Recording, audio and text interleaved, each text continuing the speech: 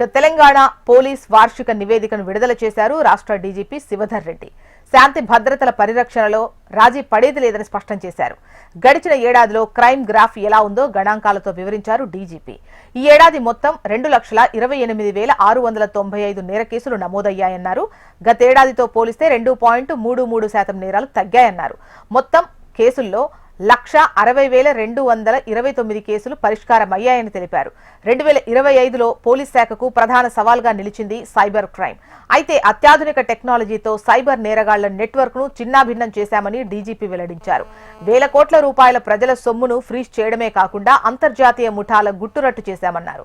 రాష్ట్ర వ్యాప్తంగా 179 కోట్ల రూపాయల విలువ చేసే డ్రగ్స్ తో పాటు మాదక ద్రవ్యాలను సీజ్ చేశామన్నారు డీజీపీ శివధర్ రెడ్డి. మహిళల భద్రతకు అత్యంత ప్రాధాన్యం ఇచ్చినట్టు చెప్పారు. బాధితులకు సత్వర న్యాయం అందించడంలో తెలంగాణ మొదటి స్థానంలో నిలిచిందని అన్నారు.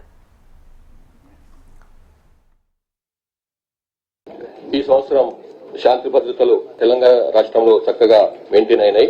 క్రైమ్స్ పైన, నేరాల పైన పూర్తి అదుపు ఉంది. అట్లాగే తీవ్రవాద కార్యకలాపాలు, ఉగ్రవాద కార్యకలాపాలు ఇట్లాంటివి కూడా పూర్తిగా అదుపులో ఉన్నాయి. ఈ సంవత్సరం ప్రతి సంవత్సరం జరిగేటువంటి మేజర్ ఫెస్టివల్స్ తో పాటుగా ఈ సంవత్సరం మనకు చాలా ముఖ్యమైనటువంటి 2-3 బందోబస్తులు ఈ నెలలో జరిగినాయి. మీకు తెలుసు, సిటీలో జరిగినటువంటి గ్లోబల్ సమ్మిట్ ఒకటి 2 రోజుల పాటు అంతర్జాతీయ సమ్మిట్ అది పూర్తి సక్సెస్ఫుల్ గా ఎక్కడ ఇట్లాంటి చిన్న అవాంతరం లేకుండా కూడా జరుపుకున్నాం.